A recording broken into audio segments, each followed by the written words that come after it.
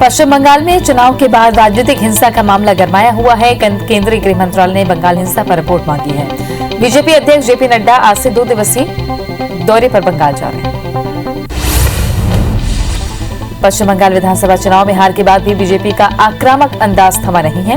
चुनाव नतीजों के बाद हुई हिंसा को देखते हुए बीजेपी अध्यक्ष जेपी नड्डा आज से 2 दिनों के दौरे पर बंगाल जा रहे हैं। 2 दिवसीय दौरे पर बीजेपी अध्यक्ष हिंसा में पीड़ित बीजेपी कार्यकर्ताओं और उनके परिजनों से मुलाकात करेंगे। बंगाल हिंसा के विरोध में बीजेपी 5 मई को देश भर में प्रदर्शन करेगी। बंगाल विधानसभा चुनाव परिणाम के बाद भी हिंसा का दौर थमने का नाम नहीं ले रहा। पिछले 24 घंटे में 9 लोगों के मारे जाने की खबर है। ज्यादातर घटनाओं में आरोप तृणमूल कांग्रेस पर लगा है। सोमवार को नंदीग्राम में बीजेपी दफ्तर में तोड़फोड़ की कोशिश की गई। बीजेपी के प्रदेश अध्यक्ष दिलीप घोष ने हिंसा को लेकर राज्यपाल को ज्ञापन सौंपा। इधर राज्य की मुख्यमंत्री ममता बनर्जी ने मंगलवार को राज्य के लोगों से शांति की अपील करते हुए किसी तरह की हिंसा न करने को कहा है। उन्होंने कहा, हम जानते हैं कि बीजेपी और केंद्रीय बलों ने हमें काफी परेशान किया है, लेकिन हमें शांति बनाए रखनी होगी। वर्तमान में हमें कोविड-19 के खिलाफ लड़ना है। पश्चिम बंगाल, तमिलनाडु, केरल, असम और पुडुचेरी में नई सरकार के गठन की तैयारियां तेज हो गई हैं।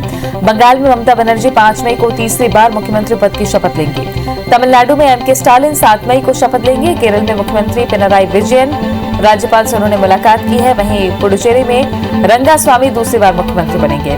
असम में सर्बानंद सोनोवाल के सीएम बनने पर संशय बना हुआ है। द्रमुक अध्यक्ष एम के स्टालिन 7 मई को तमिलनाडु के मुख्यमंत्री पद की शपथ लेंगे। ये पहली बार है जब वे मुख्यमंत्री की गद्दी पर बैठेंगे। इससे पहले स्टालिन ने रविवार को राज्य के लोगों को उनकी पार्टी को जीत दिलाने को लेकर धन्यवाद दिया और उन्हें आश्वासन दिया कि वो उनके लिए ईमानदारी से काम करेंगे। ममता बनर्जी 5 मई को तीसरी बार पश्चिम बंगाल के मुख्यमंत्री के रूप में शपथ लेंगी। राज्यपाल जगदीप धनखड़ ने सोमवार को ये जानकारी दी। उन्होंने कहा, कोविड-19 संकट के चलते समारोह में कुछ ही व्यक्ति उपस्थित रहेंगे। ममता ने राज्यपाल को अपना इस्तीफा सौंपा। धनखड़ ने भी ट्वीट किया कि मुख्यमंत्री ममता बनर्जी ने मुझसे मुलाकात कर सीएम पद से इस्तीफा सौंपा है। दमोह उपचुनाव की हार पर बीजेपी में कलह सामने आई है। राहुल लोधी ने जयंत मलैया पर हार का ठीकरा फोड़ा है। वहीं नरोत्तम मिश्रा ने कहा कि हम अपने ही जयचंदों से हारे हैं। मलैया ने सफाई देते हुए कहा कि किसी पर आरोप लगाना सरल है। साफ बात है, जनता ने राहुल को स्वीकार ही नहीं किया। असम में कांग्रेस की हार पर छत्तीसगढ़ में सियासत तेज हो गई है। पूर्व सीएम रमन सिंह बोले, सीएम भूपेश जहां जाते हैं वहां कांग्रेस हार जाती है। विधायक शकुंतला साहू के आत्मचिंतन वाले ट्वीट पर कांग्रेस बोली कि ये कार्यकर्ता की निजी व्यथा है। सुप्रीम कोर्ट ने सोमवार को चुनाव आयोग से साफ कहा है कि उच्च न्यायालयों में सुनवाई के दौरान दी जाने वाली टिप्पणी पर रिपोर्टिंग करने से मीडिया को नहीं रोका जा सकता है। दरअसल कोरोना के बढ़ते केस के बीच चुनाव कराए जाने पर मद्रास हाईकोर्ट ने चुनाव आयोग को लेकर टिप्पणी दी थी। उस पर हत्या का केस चलना चाहिए। कोरोना वायरस की दूसरी लहर देश में कहर बनकर टूट रही है। कोरोना वायरस की पहली लहर में जब प्रवासी मजदूर, समाज, शासन और प्रशासन सबसे निराश हो गए थे, बॉलीवुड के एक्टर सोनू सूद उनके लिए मसीहा बनकर सामने आए। उस दिन से अब तक सूद लगातार जरूरतमंद लोगों की मदद कर रहे हैं। उन्होंने इसके लिए पहले सूद फाउंडेशन बनाया और फिर एक ऐप भी लॉन्च किया था। आधार पूनावाला ने कहा है कि वैक्सीन का प्रोडक्शन एक खास प्रोसेस के तहत किया जाता है। हम रातों रात बड़ी संख्या में टीके तैयार नहीं कर सकते। उन्होंने कहा कि भारत की आबादी बहुत ज्यादा है और सभी वयस्कों के लिए पर्याप्त वैक्सीन तैयार करना आसान काम नहीं है। अपने बयान पर उठे विवाद पर उन्होंने सफाई दी कि मेरी बातों का गलत मतलब निकाला गया।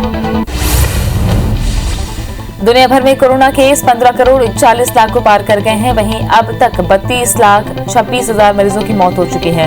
दुनिया भर के 13 करोड़ 15 लाख मरीज कोरोना को हराकर स्वस्थ हो चुके हैं। हालांकि दुनिया में 1 करोड़ 93 लाख एक्टिव मरीजों का इलाज जारी है। नए मरीजों के मामले में भारत दुनिया में दूसरे नंबर पर आ गया है। देश में एक दिन में कोरोना के 3,55,000 नए मामले सामने आए हैं, जिससे कुल आंकड़ा 2 करोड़ 2 लाख के पार पहुंच गया। वहीं 3,436 नई मौत से अब तक 2,22,000 मरीजों की मौत हो चुकी है। संक्रमण के मामले में भारत दुनिया में दूसरे नंबर पर पहुंच गया है। हालांकि देश में 24 घंटे में लगभग 3,18,000 मरीज ठीक हुए हैं।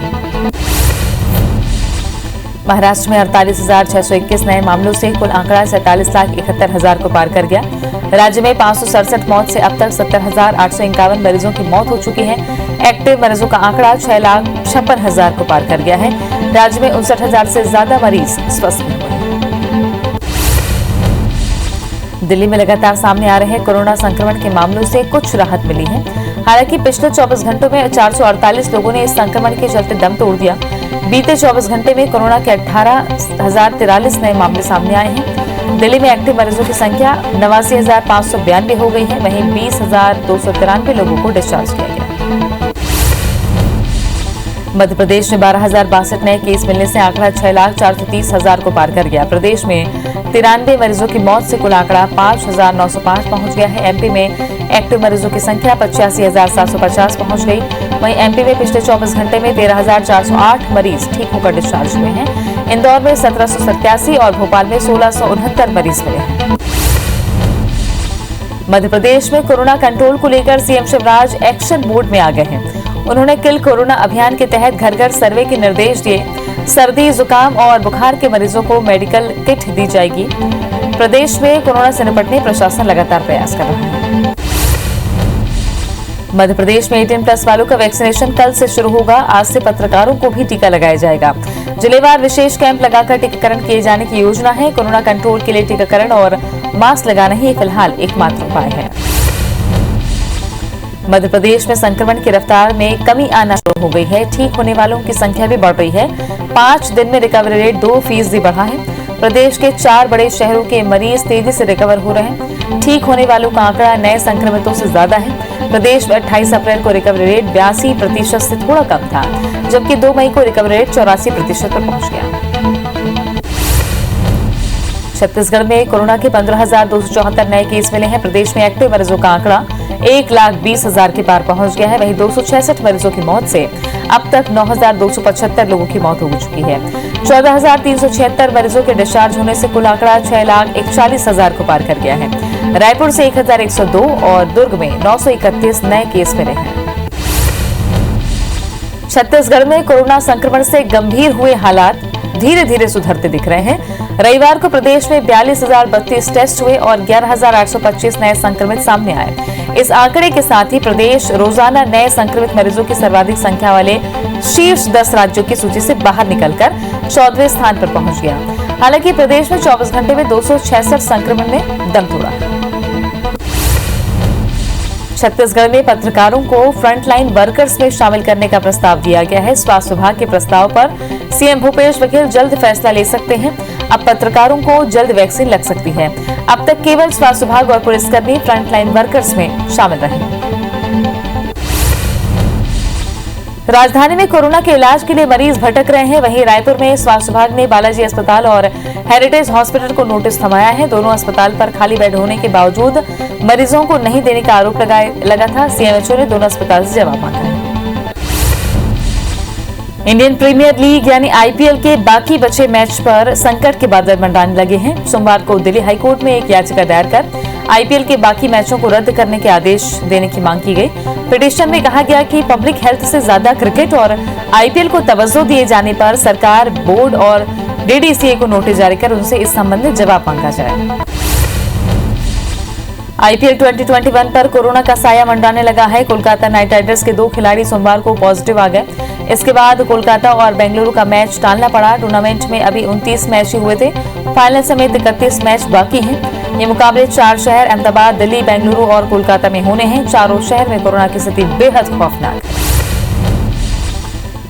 स्वास्थ्य मंत्री टीएस सिंहदेव ने सरगुजा संभाग के स्वास्थ्य विभाग के प्रमुख अधिकारियों की समीक्षा बैठक ली। बैठक में बलरामपुर जिले के स्वास्थ्य विभाग के प्रमुख अधिकारी बसंत सिंह भी शामिल हुए। स्वास्थ्य मंत्री ने एक-एक कर सभी स्वास्थ्य विभाग के अधिकारियों से चर्चा की और उनसे जिले में कोरोना के हालात और स्वास्थ्य सुविधाओं पर चर्चा की। इंदौर शहर में राज्य शासन का विमान कल शाम 313 बॉक्स और 40 लूस वाइल्स जीवन रक्षक इंजेक्शन के बॉक्स लेकर इंदौर एयरपोर्ट पहुंचा। यहां से इंदौर और उज्जैन शहर के लिए 4-4 बॉक्स मिले। वहीं भोपाल के लिए 84, ग्वालियर के लिए 63, सागर के लिए 31, रीवा के लिए 47 और जबलपुर के लिए 76 रेमडेसिविर इंजेक्शन हेलीकॉप्टर से पहुंचाए गए। दतिया में कोरोना की चेन तोड़ने के लिए प्रशासन दंडात्मक कार्रवाई तक करने में लगा हुआ है। इसके बाद भी लोग नहीं मान रहे हैं। शहर के अंदर प्रवेश करने वाले मार्गों पर गहरी खाई खोद दी गई है, तो वहीं मुख्य मार्गों पर कलेक्टर, एसपी खुद खड़े होकर पहरा देते नजर आ रहे हैं। उत्तर प्रदेश से आने वाले मार्गों पर भी विशेष नजर रखी जा रही है। बस्तर जिले में 2 मई से 18 से अधिक आयु वर्ग के अंत्योदय कार्डधारियों को टीकाकरण की सुविधा मिलने लगी है। पूरे जिले में कुल 16 केंद्र बनाए गए हैं जिनमें टीकाकरण कराया जाना है। पहले दिन करीब 1046 लोगों ने टीकाकरण करवाया। उम्मीद की जा रही है कि ज्यादा से ज्यादा लोग अंत्योदय में टीकाकरण का लाभ लेंगे। कबीरधाम जिले में 18+ वालों का वैक्सीनेशन शुरू हो चुका है, लेकिन युवाओं में वैक्सीनेशन को लेकर उत्साह नहीं दिख रहा। जिले के 8 केंद्रों में अब तक 200 से ज्यादा लोगों ने वैक्सीन लगवा ली है। गांव में वैक्सीन लगाने से तबीयत बिगड़ने की अफवाहों से लोगों में झिझक देखी जा रही है। जिले के चारों ब्लॉक में 2-2 गांव में केंद्र बनाए गए हैं। सुकमा के पेंटा गांव के सरपंचपारा निवासी युवक का 3 दिन पहले कोरोना जांच के लिए सैंपल लिया गया था। सोमवार को उक्त युवक की रिपोर्ट पॉजिटिव आने पर प्रशासनिक अमला पेंटा गांव पहुंचा, जहां पता चला कि युवक नक्सल प्रभावित गांव में किसी काम से गया हुआ है। पूरा दिन युवक के वापस लौटने का इंतजार करते रहे, पर शाम तक युवक वापस नहीं लौटा। देवास में रेमडेसिविर इंजेक्शन की कालाबाजारी करने वाले गिरोह का पुलिस ने पर्दाफाश किया है। पकड़े गए आरोपियों में सिविल लाइन रोड स्थित प्राइम हॉस्पिटल के एक मेल और एक फीमेल नर्स समेत 3 लोग शामिल हैं। तीनों आरोपियों को गिरफ्तार कर पुलिस उनके कब्जे से 3 रेमडेसिविर इंजेक्शन जब्त कर चुकी है। जबलपुर में कोरोना अब शहरी क्षेत्रों के साथ ग्रामीण क्षेत्रों में भी पैर पसारने लगा है। इसे लेकर शासन ने ग्रामीण क्षेत्रों में भी कोरोना गाइडलाइन का सख्ती से पालन करवाने के लिए टीम को सख्त आदेश दे दिए हैं। इसी क्रम में कलेक्टर कर्मवीर, एसपी समेत बीजेपी विधायक अजय विश्नोई ने ग्रामीण क्षेत्रों का दौरा किया। कवर्धा में लगातार कोरोना संक्रमण बढ़ता जा रहा है। हर दिन 400 से 500 मरीज संक्रमित मिल रहे हैं। ऐसे में लॉकडाउन ही एक रास्ता था ताकि कोरोना के चैन को तोड़ा जा सके, लेकिन कवर्धा में कई दुकानदार समय का फायदा उठाकर दुकान खोलकर सामान बेच रहे थे, जिसकी शिकायत पर नगरपालिका राज्य विभाग की टीम ने 3 दुकानदारों पर कार्रवाई की है। भिलाई विधायक देवेंद्र यादव ने महिला पेशेंट को ऑक्सीजन सिलेंडर की व्यवस्था कर मदद की। महिला पेशेंट की बेटी ने सुपेला अस्पताल पहुंचकर देवेंद्र यादव से मदद मांगी थी। विधायक ने तत्परता दिखाते हुए उन्हें सुपेला अस्पताल से सिलेंडर मुहैया कराकर कचांदो स्थित मेडिकल कॉलेज में एडमिट कराया। बाद में मरीज की स्थिति नॉर्मल होने पर उन्हें रायपुर रवाना किया गया। बलरामपुर जिले में कोरोना के लगातार बढ़ते मामलों के बाद 30 से ज्यादा मौतें भी हो चुकी हैं। बीजेपी के जिला महामंत्री ने मंत्री टीएस सिंहदेव और विधायक बृहस्पत सिंह और चिंतामणि महाराज को पत्र लिखकर स्वास्थ्य सुविधाओं के विस्तार की मांग की है। उन्होंने बलरामपुर जिला अस्पताल में भी वायरोलॉजी लैब शुरू करने की मांग की। साथ ही कई अन्य मांगों का पत्र स्वास्थ्य मंत्री को लिखा है। पेंड्रा जिले में टीकाकरण की रफ्तार धीमी होने के बाद कलेक्टर नम्रता गांधी ने अनोखी पहल की है। कलेक्टर खुद अब गांव-गांव जाकर लोगों को टीकाकरण कराने के लिए प्रोत्साहित कर रहे हैं। तबीयत खराब होने की अफवाहों के चलते ग्रामीण टीकाकरण से कतरा रहे हैं। ऐसे में कलेक्टर और आला अधिकारी लोगों को जागरूक कर रहे हैं।